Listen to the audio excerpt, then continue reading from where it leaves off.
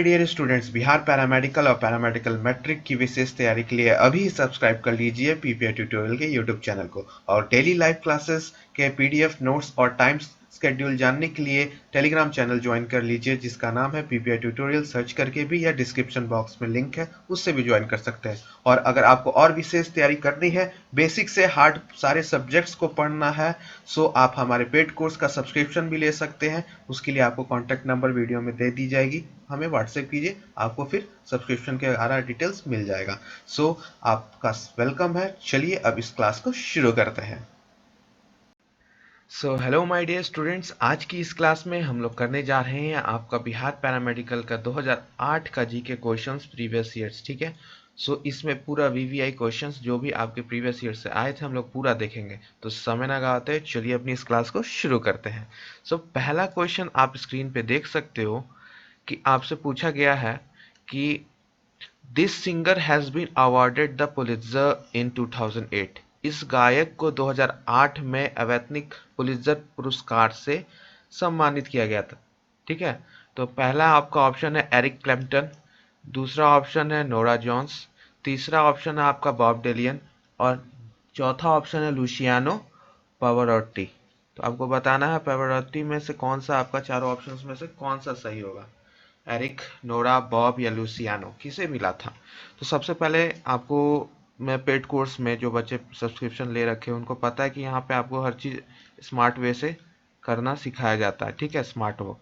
तो आपको यहाँ पर मैं एक चीज़ बता देता हूँ, क्योंकि ये 2008 का प्रश्न है। ठीक है, तो आपका ये करंट अफेयर्स 2008 का था। ठीक है, तो ये क्वेश्चंस को आप छोड़ सकते हो। ठीक है, इस क्वेश्चंस को आप छोड़ सकते हो। ठीक, लेकिन बहुत सारे ऐसे बच्चे होंगे जो बोलेंगे सर ये क्वेश्चन क्यों छोड़ना है सर, क्योंकि ये 2008 का है ना, अब नहीं पूछेगा। ठीक है, तो इसको आप नेगलेक्ट कर देना। और मैंने 2006 और 7 में भी यही कहा कि बहुत सारे आपको करंट अफेयर्स ऐसे मिलेंगे जो हमें नहीं करना है। ठीक है, तो ये छोड़ने वाला चीज़ है। लेकिन फिर भी आपको आंसर मैं बता देता हूँ, इसका ऑप्शन सी होगा बॉब डिलियन। ठीक है, बॉब डिलियन को दिया गया था। ठीक है, क्योंकि बहुत सारे यहाँ बच्चे जो हैं बहुत महान महान, वो बोलेंगे सर ये क्वेश्चन छोड़वा दिए। ठीक है, तो ये यहाँ कुछ छोड़ा नहीं जाता है। ठीक है, तो ये आपका सी ऑप्शन होगा। ठीक है, तो बॉब डिलियन। ठीक है, कर लीजिए, आपके पास एक्स्ट्रा टाइम है और एक्स्ट्रा दिमाग में स्पेस है तो स्टोर कर लीजिए इसे। लेकिन मेरे लिए ये क्वेश्चंस इनवैलिड है, ये आपको नहीं करना है। तो मेरे सारे पेड कोर्स वाले बच्चे इसे नहीं करेंगे। ठीक है, और जो बात मेरी मानते हैं वो भी नहीं करिएगा। ठीक है, अगर आपको करना है तो इस पे हम लोग 2020 का या 2021 का हम लोग अवार्ड किसे मिला ये कर सकते हैं। तो ये होमवर्क है। ठीक है, 2020-21 में किसे मिला था, सिंगर, किस सिंगर को मिला था। ठीक है, तो ये मेरे तरफ से होमवर्क है आपको। ठीक है, बात समझ में आ रही सभी को। तो क्या पकड़ना है क्या छोड़ना है यही आपको सिखाया जाता है यहाँ पे। ठीक है, क्या इंपॉर्टेंट चीज़ों को पकड़ना है और कौन से आपको इररेलेवेंट चीज़ को छोड़ देना है, यही खासियत है आपकी इस पीपीआई की। And you all my PPI soldiers, तो ये हमारी पीपीआई आर्मी है। ठीक है, और आपका नेक्स्ट बैटल 2022 का है पैरामेडिकल का एग्जाम। ठीक है, आगे क्वेश्चन पर चले। My PPI soldiers, are you ready? Type कर दीजिए यस। ठीक है, आगे बढ़ा जाए।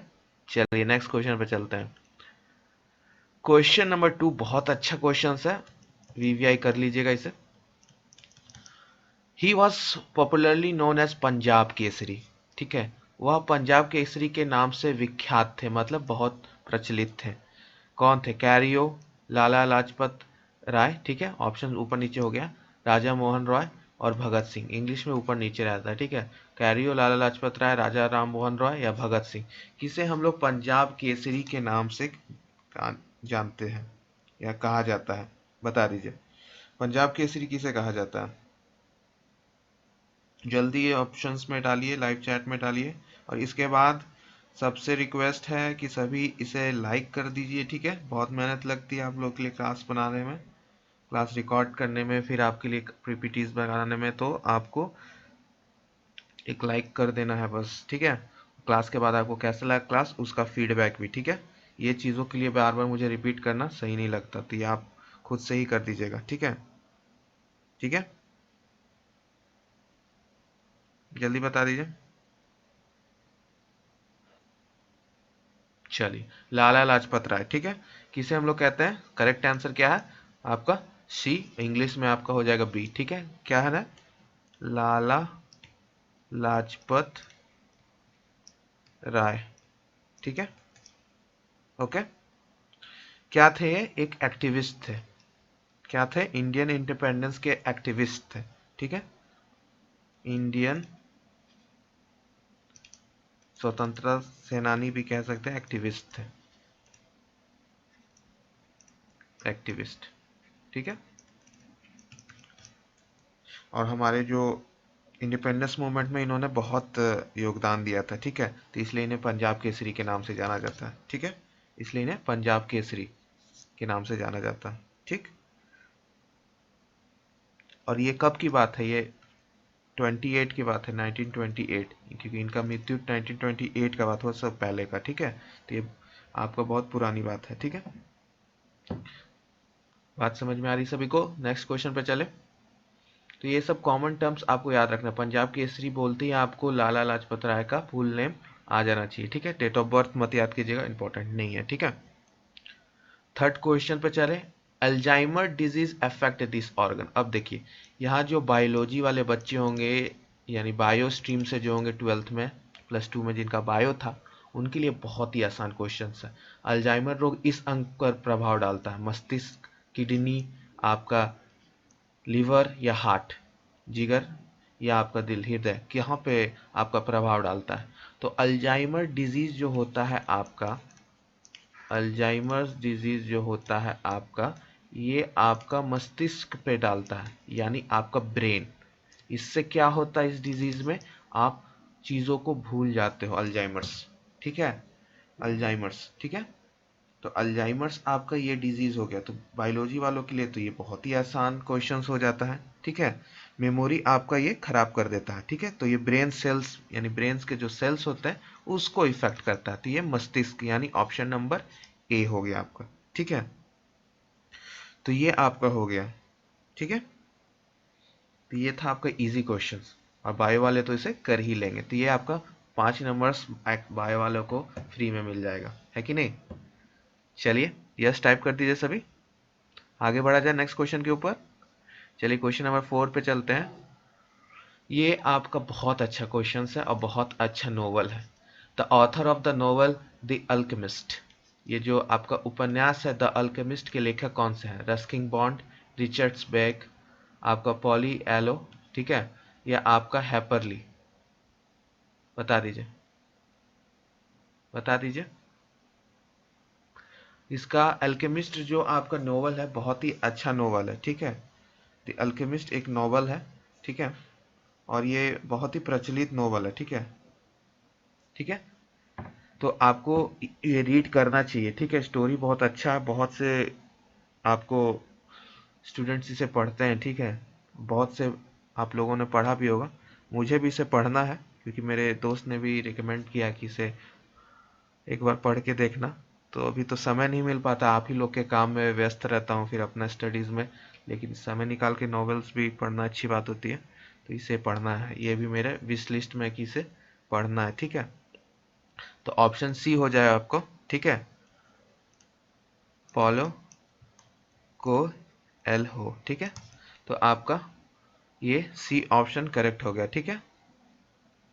और ये आपका बहुत पुराना है, 1988 का है, पब्लिश हुआ था। और पोर्चुगीज़ में आपका, ये पोर्चुगीज़ लैंग्वेज में आपका हुआ था। पोर्तुगीज़ भी बोलते हैं, पोर्चुगीज़ भी बोलते हैं इसे। पोर्चुगीज़ लैंग्वेज में आपका हुआ था। अब तो ये बेस्ट सेलर में आता है, क्योंकि अच्छा खासा इसे लोग पढ़ते हैं। तो आप लोग भी एक बार पढ़ के देखिएगा अगर टाइम रहे तो, ठीक है। Option C. चलिए अब नेक्स्ट क्वेश्चन, यानी क्वेश्चन नंबर 5 हम लोग देख लेते हैं। क्वेश्चन नंबर 5 में आपसे क्या पूछा जा रहा है कि यहाँ पूछा जा रहा है मेरे प्रिय soldiers, first UN secretary general कौन थे? यानी आपको मैंने ये चीज़ प्रीवियस ईयर 2006-7 में से किसी एक ईयर में आपको मैंने बताया था कि आपका 2006 में बताया था मैंने कि आपका 6 ऑर्गन्स होते हैं, सारे ऑर्गन्स के मैंने नाम बताए थे, ठीक है। तो अब यूएन के सेक्रेटरी जनरल क्या थे? और ये बहुत अच्छा है, आपको वो चीज़ अच्छे से पता होना चाहिए, ठीक है। जैसे वो क्वेश्चन हम लोगों ने देखा था, इंटरनेशनल कोर्ट ऑफ जस्टिस कहाँ है, ठीक है। तो आपको याद होगा नीदरलैंड्स में था, ठीक है। वो क्वेश्चन याद है ना सभी को? अच्छे से रिवीजन करते चलिए, ठीक है, और प्रीवियस ईयर का डिटेल में बनाइए नोट्स, ठीक है। अब आगे बढ़ते हैं, ये क्वेश्चंस को करते हैं। सबसे प्रथम यूएन के सेक्रेटरी जनरल कौन थे?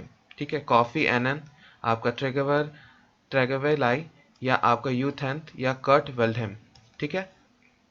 तो कौन थे आपके, बता दीजिए। तो ये ऑप्शन आपका बी हो जाएगा, ठीक है, बी करेक्ट हो जाएगा, ठीक है। आपका ऑप्शन नंबर बी ट्रेगेवेलाई, या इसको हम लोग ली भी बोल सकते हैं, ठीक है। आपके ये फर्स्ट आपके सेक्रेटरी जनरल बने हुए थे, ठीक है। तो ऑप्शन बी आपका हो जाएगा, ठीक है। और इसमें आपको कब क्वेश्चंस आ सकता है, तो ये जो ऑर्गन्स मैंने आपको सारे बताए थे वो याद होने चाहिए, ठीक है। क्वेश्चन नंबर 6 पे अब चलते हैं हम लोग। ये बहुत अच्छा क्वेश्चन है। It is not a stringed musical instrument. It is not a stringed musical instrument. यह एक तारों वाला संगीत वाद्य नहीं है। ट्रोम्बोन, वीणा, वायलिन, गिटार। अब आपको बताना इसमें से कौन सा है जिसमें तार नहीं है, ठीक है, स्ट्रिंग्स नहीं है। तो ये बहुत अच्छा सवाल है, अब आपको बताना है, ठीक है। चलिए मैं सारे के पिक्चर्स आपको दे देता हूँ। पिक्चर्स से आपको क्या होगा, फोटोग्राफिक मेमोरी, यानी सारे इंस्ट्रूमेंट्स के मैं आपको पिक्चर्स दिखा देता हूँ, उसके बाद आप खुद आंसर बताइएगा कि कौन सही है कौन नहीं, ठीक है। चलिए पिक्चर्स देख लेते हैं हम लोग, और ये आपका इफेक्टिव वे है अच्छे तरीके से, और लंबे समय तक आपको ये याद रहेगा, इसको रिवीजन करने का फिर ज़रूरत नहीं पड़ेगा। तो ये आ गया आपका फोटोग्राफिक मेमोरी के लिए, आपको याद रहे। तो आपका ट्रोम्बोन जो होता है वो आपका ये है, ऑप्शन नंबर ए, ठीक है। तो ये आपका, यहाँ पे स्ट्रिंग्स आपको कुछ दिख रहा है नहीं ना, तो आपका ए हो जाएगा सही करेक्ट आंसर, ठीक है। ए आपका is not a stringed musician musical instrument, तो आपका म्यूजिकल इंस्ट्रूमेंट ये नहीं है, ठीक है, जिसमें स्ट्रिंग तार नहीं है। अब वीणा क्या है, तो आप देख सकते हो वीणा में आपका तार लगा हुआ रहता है, ठीक है। अब वायलिन सबको तो पता ही, याद ही होगा, शाहरुख खान मोहब्बतें मूवी, ठीक है, जो वो बजाते थे क्या था वो, वायलिन। और गिटार का तो किसी को इमेज देखने का जरूरत नहीं है, सभी को पता होगा, आजकल हर जगह गिटार, हर मूवी में गिटार यूज होता है। तो ये था आपका फोटोग्राफिक मेमोरी के लिए, अब आपको हमेशा याद रहेगा, ठीक है। तो ये था आपका क्वेश्चन नंबर 6। चलिए अब क्वेश्चन नंबर 7 की ओर चलते हैं, ठीक है। Where is the head office of Interpol, यानी इंटरपोल का हेड ऑफिस क्या है, यानी मुख्यालय कहाँ, आपका मुख्य कार्यालय या कहाँ पे है? France, UK, Germany, United states of America, कहाँ पे बता दीजिए, जल्दी बता दीजिए कहाँ पे है माय डियर लवली स्टूडेंट्स, कहाँ पे आपका इंटरपोल का हेडक्वार्टर्स वगैरह आपको याद करना बहुत ज़रूरी है, और सभी का हेडक्वार्टर्स आपको याद होना चाहिए, ठीक है। तो होमवर्क अभी मैं दूंगा आपको, ठीक है। चलिए, हेडक्वार्टर इसका फ्रांस में, ठीक है, ऑप्शन नंबर ए। यूनेस्को का आपको हेडक्वार्टर बताना है, यूनेस्को, ठीक है। फिर WHO, ठीक है।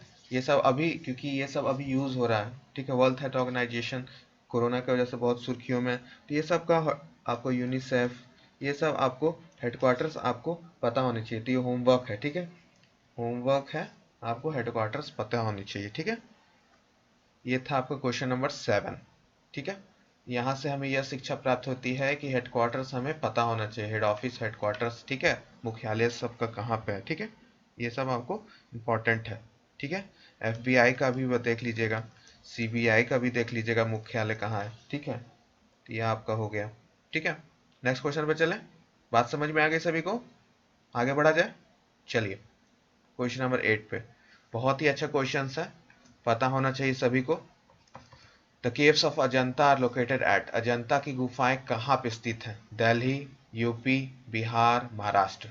बहुत ही आसान क्वेश्चन है और सभी को पता होगा, आई नो। जल्दी से कमेंट्स में कर दीजिए, अजंता का केव कहाँ है आपका? यस, महाराष्ट्र में, ठीक है, महाराष्ट्र, ऑप्शन नंबर डी, ठीक है। कहाँ पे है आपका अजंता केव्स? महाराष्ट्र में, ठीक है,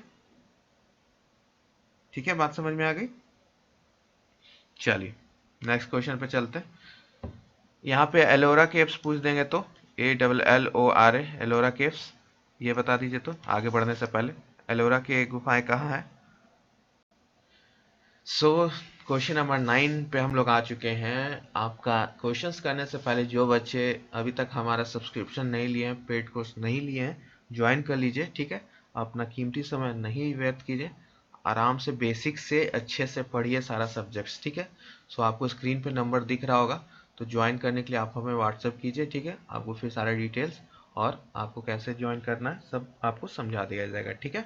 सो आगे बढ़ते हैं, अपना क्वेश्चन नंबर 9 को हम लोग देखते हैं, ठीक है।